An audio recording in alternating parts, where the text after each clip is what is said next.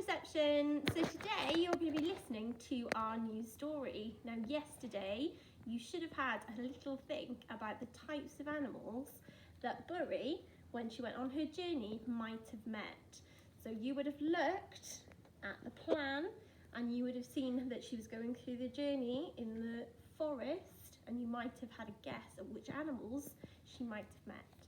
So we're going to read the story today, but before we do, I just want you to have a look at the front cover, and I'm wondering if you can spot anything on there that we don't usually see in our storybooks.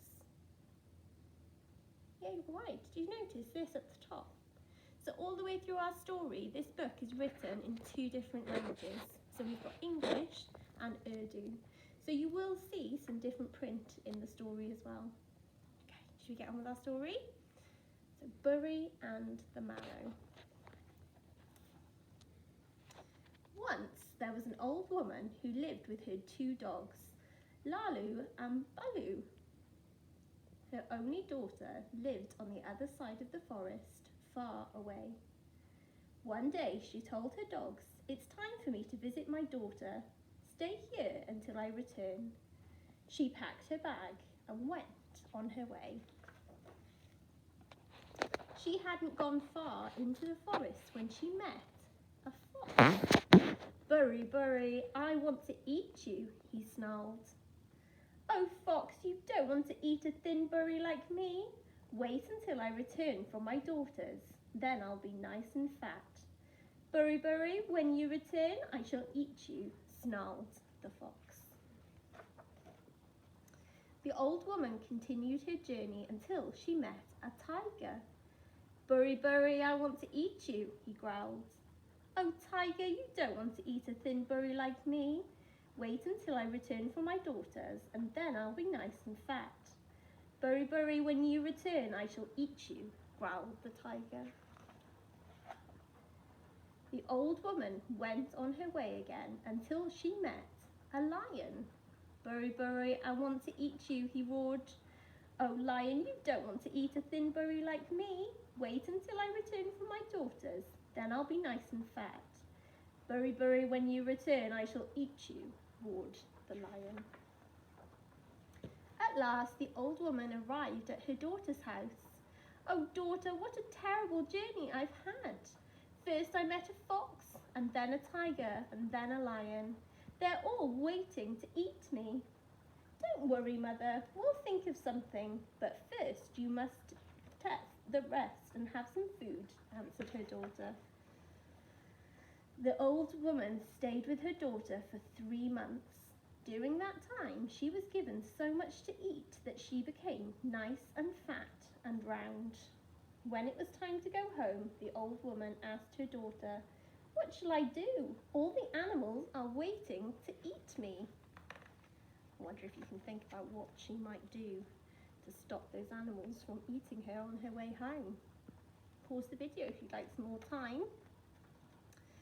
"Come, mother, I have a plan," answered the daughter, and went into the garden.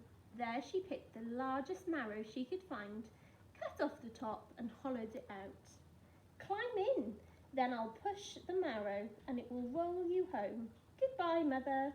"Goodbye, daughter," answered the old woman, and they hugged each other. The daughter sealed the marrow and gave it a push, and it rolled along. Buri quietly sang, "Marrow turning round and round, we are rolling homeward bound." When it reached the lion, he roared, "Marrow, you're big and juicy, but I am waiting for my Buri," and he gave it a push. As she rolled along, Buri sang, "Marrow turning round and round, we are rolling homeward bound." When it reached the tiger, he growled, "Marrow, you're big and juicy, but I'm waiting for my Buri," and he gave it a push. As the marrow rolled along, Buri sang, you join in with me? "Marrow turning round and round, we are rolling homeward bound." But when it reached the fox, he looked at it and snarled, "Marrow, you're big and juicy, but I know that you're hiding my Buri."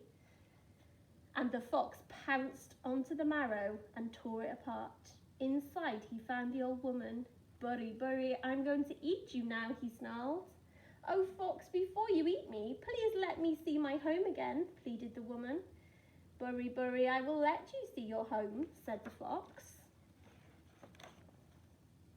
When they reached the old woman's house, she screamed, La la bula, save me, save me. The two big dogs raced out and chased the fox, who ran and ran until he got away.